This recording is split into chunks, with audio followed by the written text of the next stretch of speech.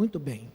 Nós vemos aqui, na primeira leitura, justamente algo que tem muito a ver com o evangelho de hoje. As pessoas dessa comunidade a que Paulo endereçou essa carta, os Gálatas, da Galácia, hoje é um lugar que pertence à Turquia, e esse pessoal, eles eram, a princípio, a maioria deles, pagãos.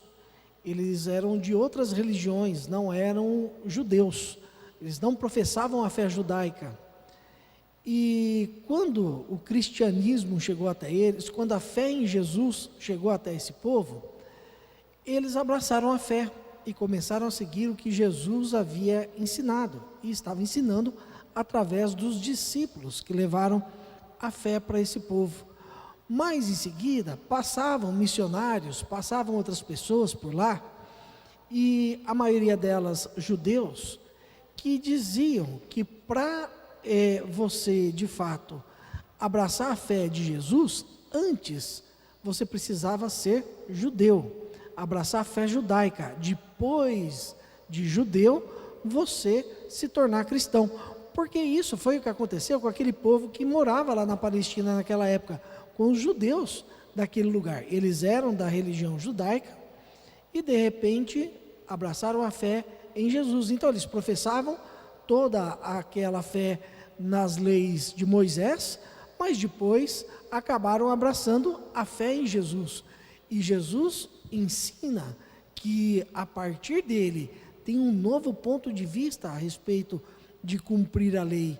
Não é que não se cumpriria a lei que Deus deixou, não que os homens deixou, a lei que Deus deixou, mas se cumpriria aquela lei a partir de Jesus, a partir desta nova visão, desta nova revelação do próprio Deus feito homem, que veio trazer algo que a princípio parece ser mais brando, mas que é muito mais alto para se cumprir.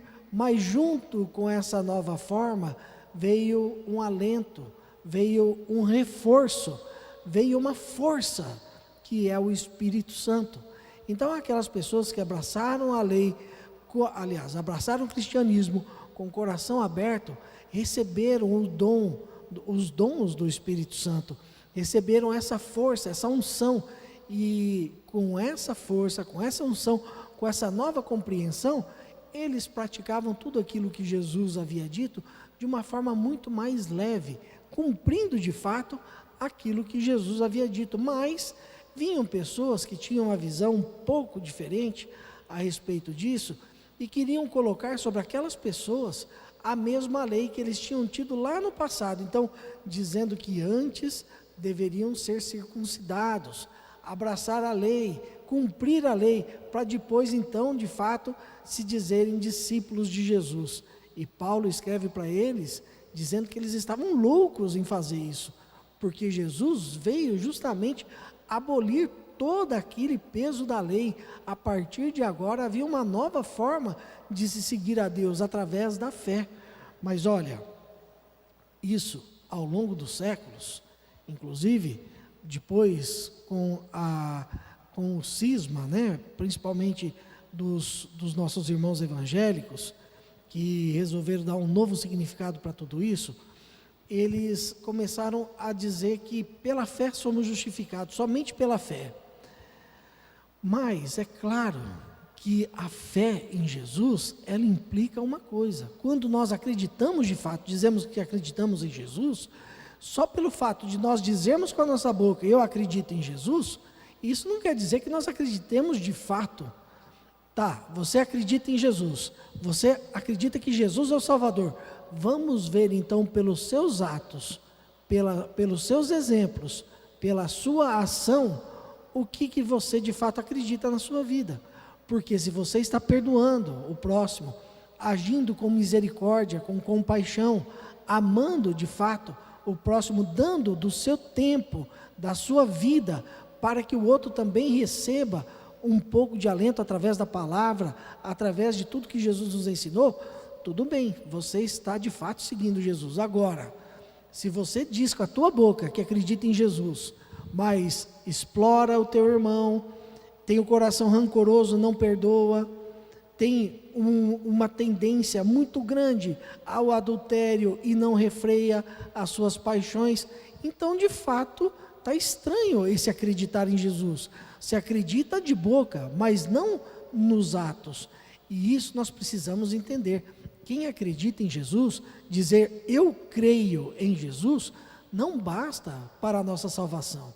Crer em Jesus implica em toda uma gama de ações que nos traz o acreditar em Jesus. A doutrina de Jesus, lembra que a gente já conversou, inclusive aqui, nas nossas terças-feiras, na novena de São Padre Pio, a respeito da nova constituição do Reino dos Céus. Qual é a nova constituição do Reino dos Céus? O Sermão da Montanha. Ali está um resumo de tudo isso que Jesus vem depois cumprindo e fazendo na sua vida, inclusive nesse momento com esse fariseu. Por quê? Porque Jesus via naqueles homens preocupados com o rito.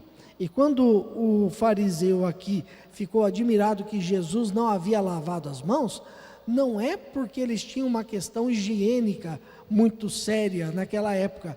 Não era essa a questão. Eles não tinham, por exemplo, a noção de higiene que nós temos hoje.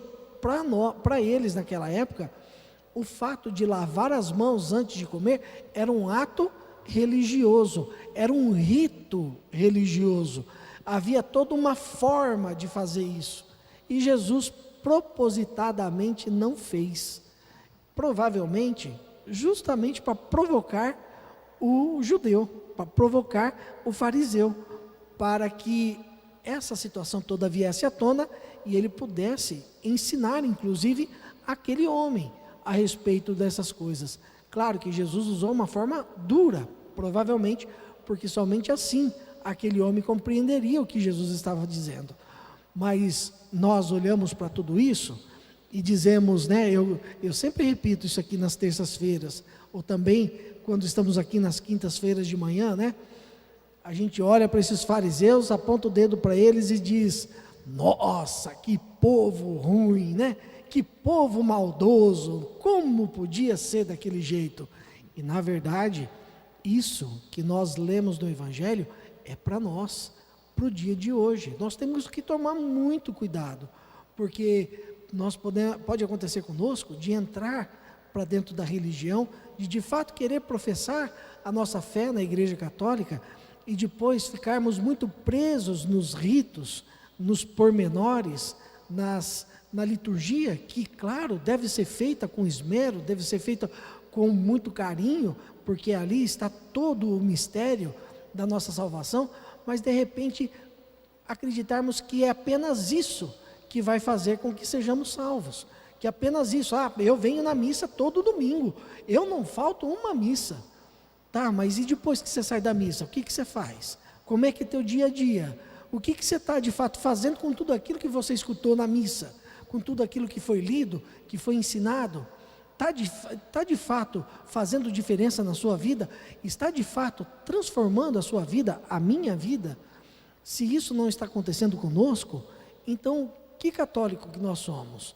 Nós somos como esse fariseu, que de repente queremos vir na igreja, gostamos do rito da missa, ou do nosso grupo de oração, ou dos nossos encontros de ECC, ou do nosso terço dos homens, enfim, né, os movimentos, as pastorais que a igreja tem e que são saudáveis, maravilhosos, de fato lugares e movimentos que nos fazem encontrar com Deus. Mas de repente nós olhamos para isso, ficamos presos àquele movimento, àquele rito, àquela forma de entendermos a religião e esquecemos do principal, que é Jesus, que é o centro da nossa vida, que é o centro da nossa salvação, que é o centro da nossa igreja. O centro da nossa fé está em Jesus, Jesus eucarístico, que nós teremos daqui a pouco aqui, mas não só Ele, em corpo, sangue, alma e espírito, não só assim, mas Ele de fato na sua doutrina, no seu ensinamento, no que Ele nos ensina, Dou-vos um novo mandamento: amai-vos como eu vos amei. Amai a Deus sobre todas as coisas e amai-vos uns aos outros como eu vos amei. Isso foi o que Jesus nos ensinou. Se nós não estamos buscando, mesmo com as nossas falhas, com as nossas misérias, mas se nós não estamos buscando, nos esforçando para colocar isso em prática, que católicos que nós somos, que cristãos que nós somos, precisamos de fato fazer um exame de consciência, senão estamos ficando meio parecidos com esse fariseu dessa passagem do Evangelho. Então, meu irmão, minha irmã, olhando para isso, nunca devemos apenas olhar e dizer, criticar ou julgar esse fariseu que fez dessa forma. Devemos olhar para a nossa vida, como está sendo de fato a minha vida.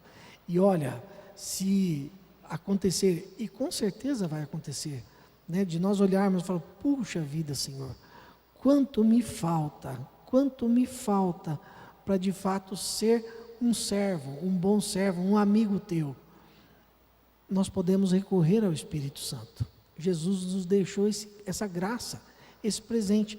Vem, Espírito Santo de Deus, me dá força, o discernimento, a compreensão necessária para que eu coloque em prática tudo isso que o Senhor ensinou, que o Senhor veio aqui e nos ensinou.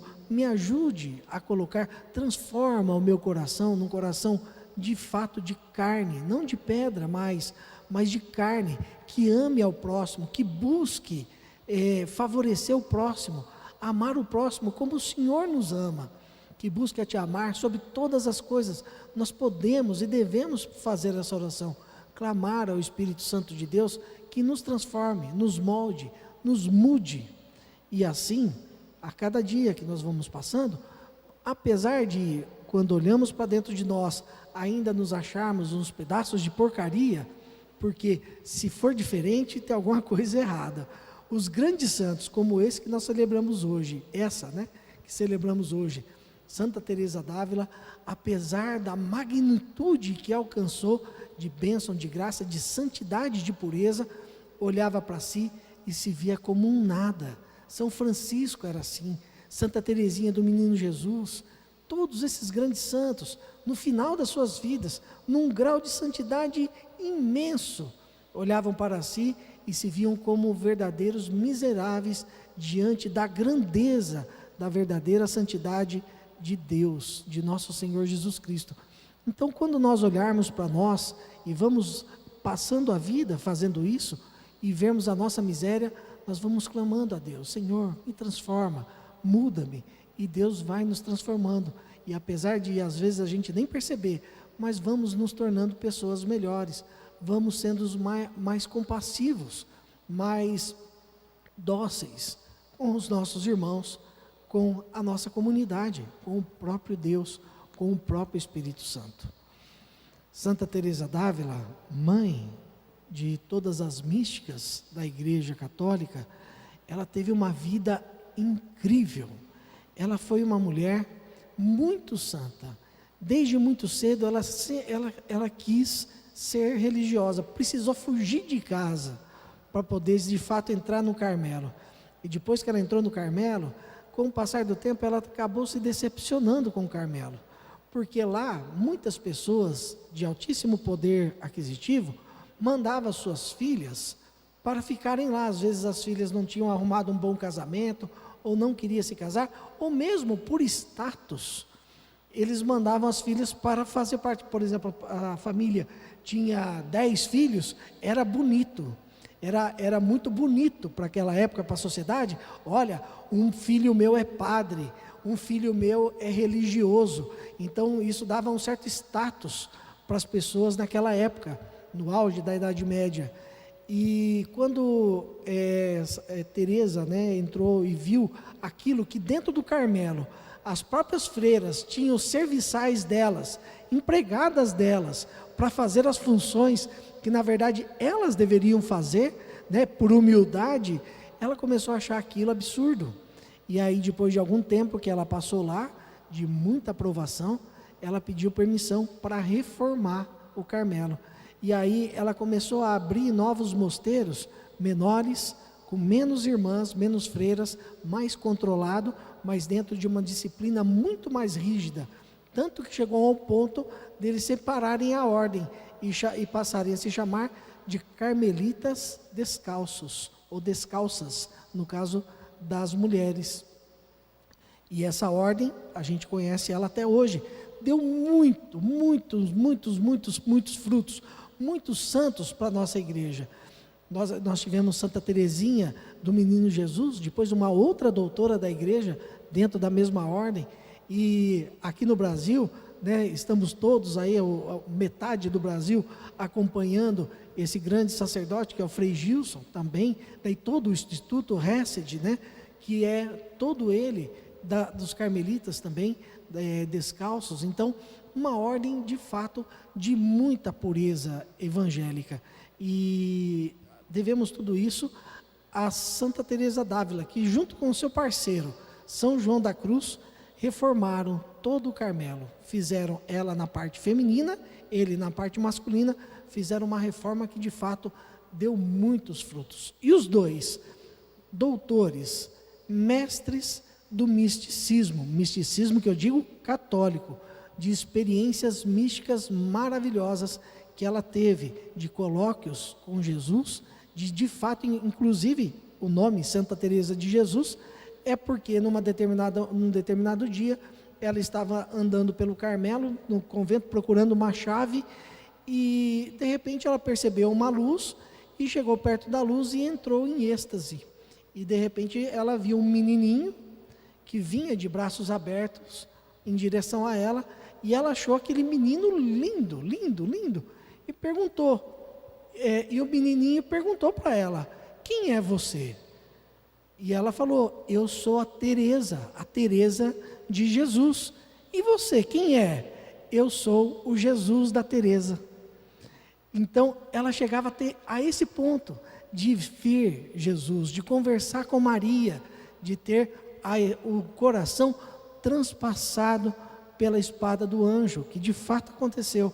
O corpo dela está incorrupto até hoje e exala até hoje perfume de rosas.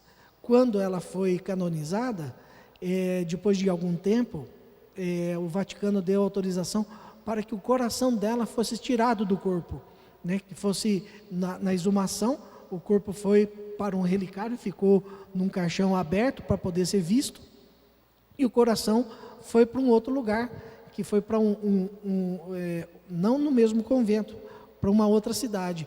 E quando eles foram abrir o peito dela e tirar o coração de fato estava com um machucado muito profundo, que existe essa ação mística que acontece com os grandes santos, chamado de transverberação, quando um anjo do Senhor vem e transpassa o coração da pessoa com uma espada, claro, espiritual, mas com a Teresa foi tão forte que ficou marcado o coração físico dela. Quando tiraram o coração tinha de fato a cicatriz de uma grande ferida que foi feita pela espada do anjo. Assim, é uma vida maravilhosa, de grandes feitos e de grandes ensinamentos. Os livros que ela deixou nos mostram com detalhes cada passo para o crescimento espiritual, até chegarmos de fato totalmente à entrega de nosso Senhor Jesus Cristo.